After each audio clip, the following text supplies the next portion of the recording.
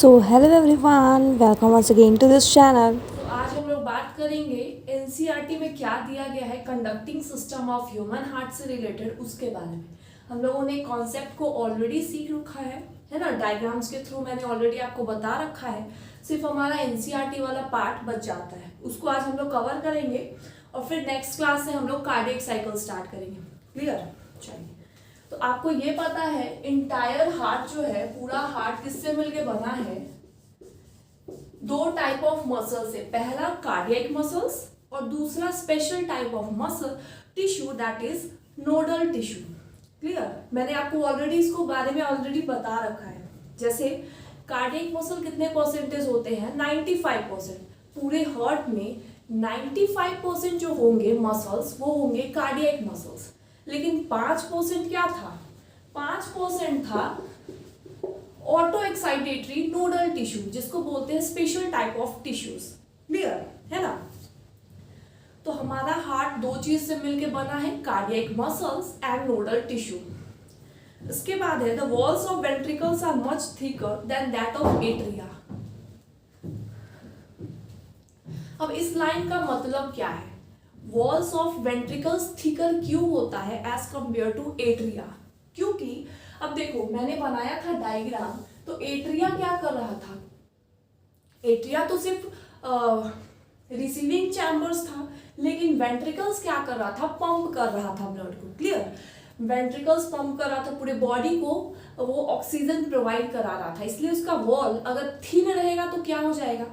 Thin रहेगा तो collapse करने का चांसेस ज्यादा रहेगा, है ना? इसीलिए वॉल कैसा होता है? थिकर होता है एज कंपेयर टू एट्रिया वाला पार्ट। एट्रिया का उतना थिकर नहीं होता है एज कंपेयर टू वेंट्रिकल्स। तो सेकेंड लाइन में बस यही इतना दिया गया है। तो इसके बाद दिया गया है specialised cardiac musculature called nodal tissues distributor in heart. मैंने आपको बताया राइट अपर कॉर्नर में क्या था? एसएएन नोड, जिसको साइनोएट्रियल नोड बोलते हैं। क्लियर? ये special type of nodal tissue है। उसके बाद लोअर कॉर्नर में क्या था? AV node. उसके बाद एवी बंडल्स बन रहा था। एवी बंडल्स डिवाइड कर रहा था left bundles, right bundles, and then it leads to Purkinje fibres. Clear? The lower left corner of right atrium that is AVN node, atrioventricular node या फिर एवी नोड जिसको बोलते हैं। मैंने आपको अच्छे से डिस्क्राइब करा है कौन सी चीजें क्या करती है ना। अभी हम लोग सिर्फ एनसीईआरटी की रीडिंग लगा रहे हैं। उसके बाद है a bundle of nodal fibres atrioventricular bundles continue from AVN. यहां से क्या हो रहा था? एवीएन ही तो लीड कर रहा था एवी बंडल्स को, है ना? डायग्राम में मैंने आपको बताया था। ये क्या है? एसएएन नोड, लोअर वाला एवीएन नोड, और एवीएन नोड किसको लीड कर रहा था? एवी बंडल को।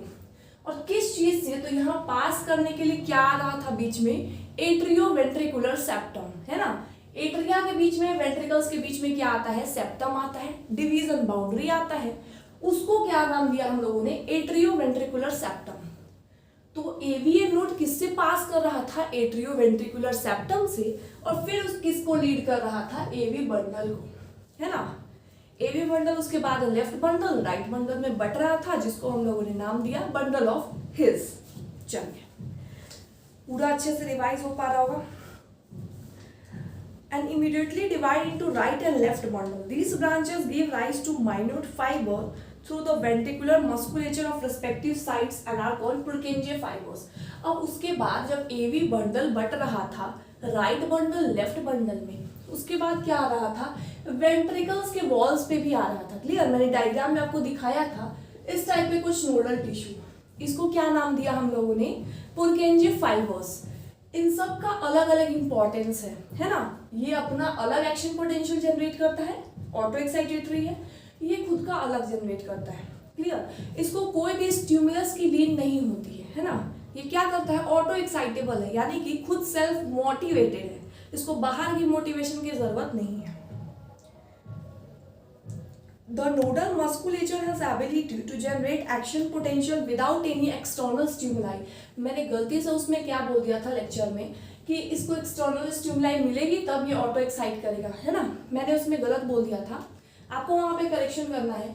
इसको कोई भी स्टिमुलाई की जरूरत नहीं होती है ना, ये ऑटो एक्साइटेबल है, यानी कि बाहर से स्टिमुलस आए ना आए, ये खुद से एक्शन पोटेंशियल को जनरेट कर सकता है, ऑटो एक्साइटेटरी है, क्लियर। उसके बाद ये जनरेट करेगा तो किसके पास भेजेगा, एवीएन नोड के पास। एवीएन नोड फर्दर किसको भेजेगा, एवी बंडल्स के पास।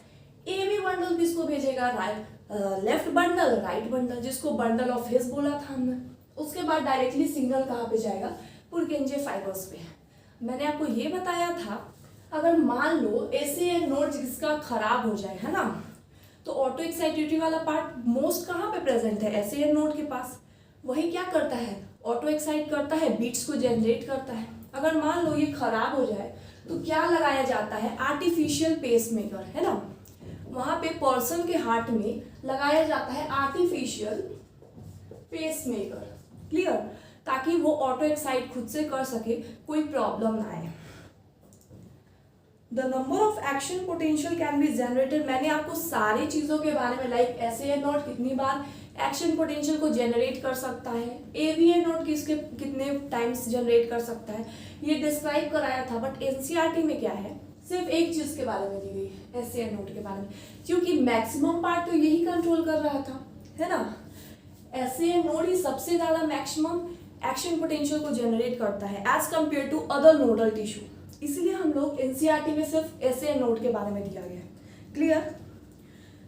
ये कितनी बारी जनरेट करता है, तो 70 to 75 टाइम्स पर मिनट, मतलब एक मिनट में 70 to 75 टाइम्स ये एक्शन पोटेंशियल को जनरेट कर सकता है। मतलब एक एक्शन पोटेंशियल यानी कि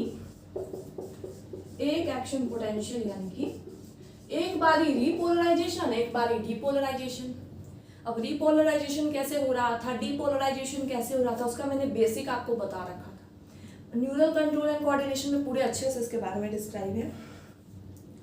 अब ये भी क्वेश्चन बन सकता है कि एसएएन नोड को पेस मेकर क्यों बोलते हैं, और सब भी तो नोडल टिश्यू प्रेजेंट है, बट एसएएन नोड को ये पेस मेकर क्यों बोलते हैं, क्योंकि ये मैक्सिमम टाइम्स जो एक्शन पोटेंशियल है, ऑटो एक्साइटेटरी वाला पार्ट है, ये मैक्सिमम टाइम को जनरेट कर सकता है ना। तो यहाँ पे एनसीईआरटी ये भी बोलती है कि it is responsible for initiating and maintaining the rhythmic contraction activity of heart. बहुत ज्यादा मैक्सिमम पार्ट एसएएन नोड कंट्रोल करता है, इसीलिए इसको क्या बोलते हैं, पेस मेकर ऑफ हार्ट। यही अगर खराब हो जाती है तो बहुत सारी प्रॉब्लम स्टार्ट हो जाती है, क्लियर। और हमारा नॉर्मल हार्ट बीट कितना होता है, एक मिनट में कितनी बारी हार्ट बीट होती है, that is 72 beats per minute. हम लोग अगर अप्रॉक्स ना ले तो 70 to 75 टाइम्स है, बट एक हेल्दी ह्यूमन बींग्स में कितनी बारी हार्ट बीट आती है एक मिनट में, दैट इज 72 टाइम्स पर मिनट। तो बहुत इजी टॉपिक था, छोटा सा टॉपिक था। हम लोग कल पढ़ेंगे कार्डियक साइकिल के बारे में, and then ECG, double circulation and disorder, मतलब 4 क्लास में ये चैप्टर कंप्लीट हो जाएगा।